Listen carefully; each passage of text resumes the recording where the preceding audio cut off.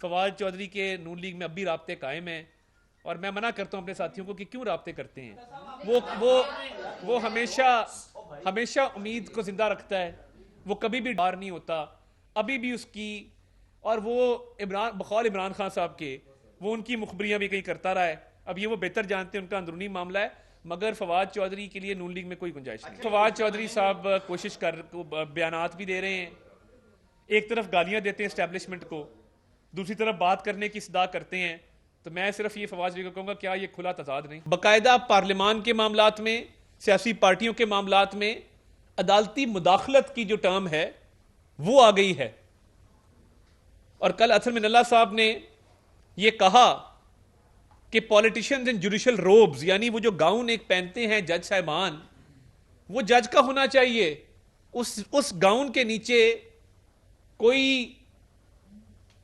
सियासतदान नहीं होना चाहिए। और सियासी इख्तलाफात, सियासी तनाज़े, उसमें कोर्ट की इंटरफेरेंस नहीं होनी चाहिए। उन्होंने उस असेंबली के डिसोल्यूशन का भी जिक्र किया। देखिए, ये एक बहुत बड़ी एक साजिश हुई है इस मुल्क में, जिसके तहत पहले कौमी असेंबली को कैसे तोड़ा गया कि जब के तहरीक अदम एतमाद आ चुकी थी, आइन कहता है कि तहरीक अदम एतमाद के होते हुए असेंबली को नहीं तोड़ा जा सकता। डिप्टी स्पीकर ने गैर आइनी फेल किया।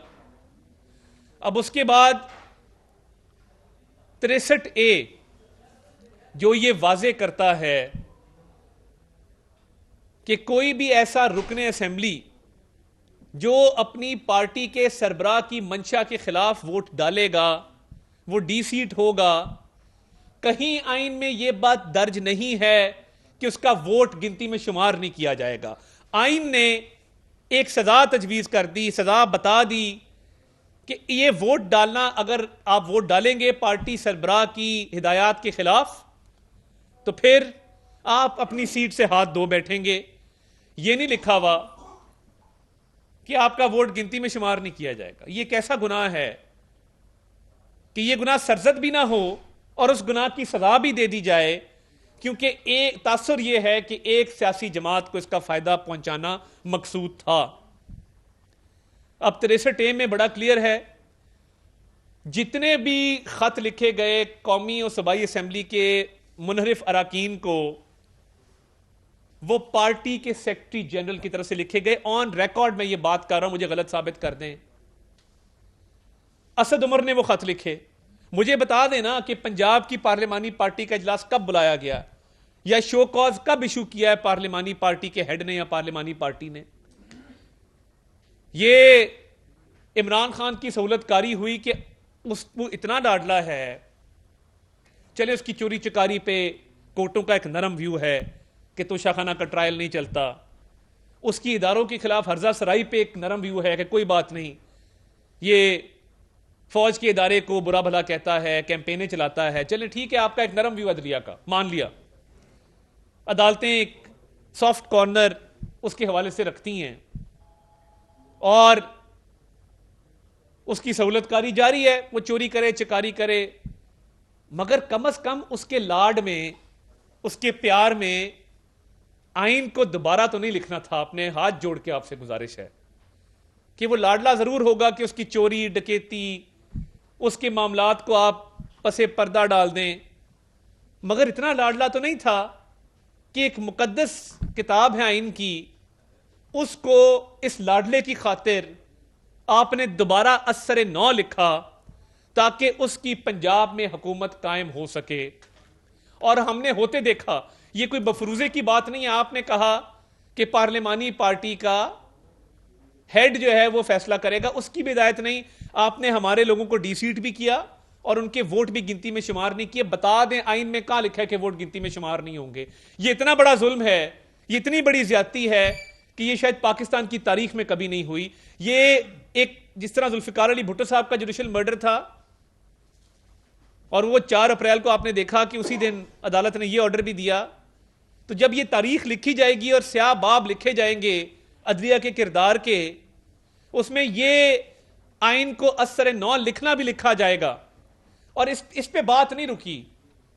फिर जब चौधरी शुजात साहब की चिट्ठी आती है और वो बतौर पार्टी हेड अपने अराकीन को कहते हैं कि आप लोगों ने हमजा शहबाज को वोट डालना है तो आइन दोबारा लिखा जाता है और कहा जाता है नहीं, ये पार्लियामानी पार्टी डिसाइड करेगी, पार्टी हेड डिक्टेटर होता है।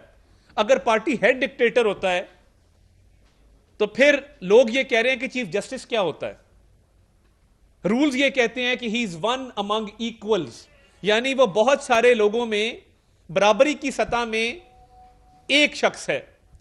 सीनियरिटी की वजह से उसको चीफ जस्टिस का ओहदा दिया जाता है। इसका यह मतलब नहीं है कि वो मादर पिदर आजाद है कि मर्जी के बेंचेस बनाए, किसी से मशवरा ना करे, कोर्ट को तकसीम करें और आइन को असर नौ किसी एक पॉलिटिकल पार्टी की सहूलतकारी में लिखें।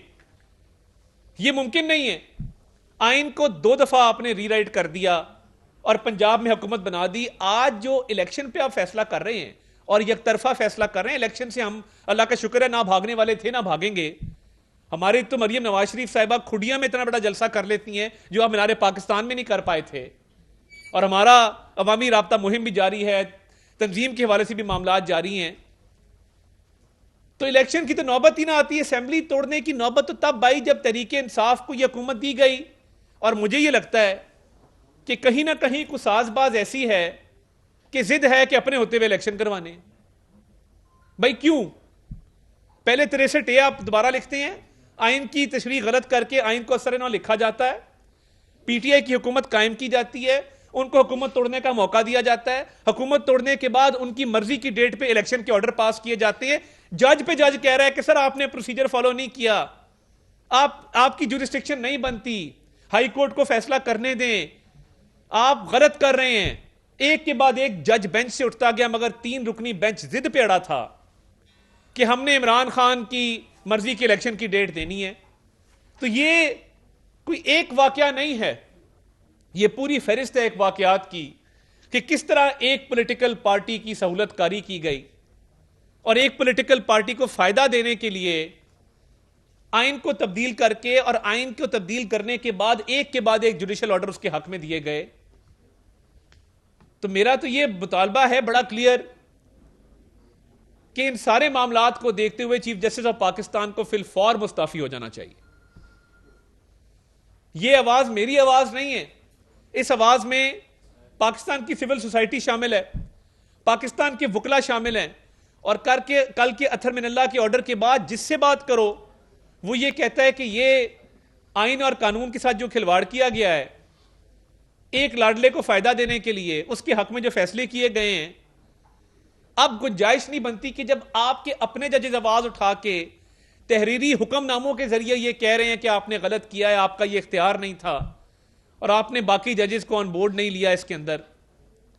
तो ये तकसीम आप चाहते तो खत्म कर देते, फुल कोर्ट की तश्कील कर देते, आज ये बहरान पैदा ही ना होता। आपने बाकी जज साहबान को इस काबिल ही नहीं समझा कि उनको अपने साथ बिठाया जाए।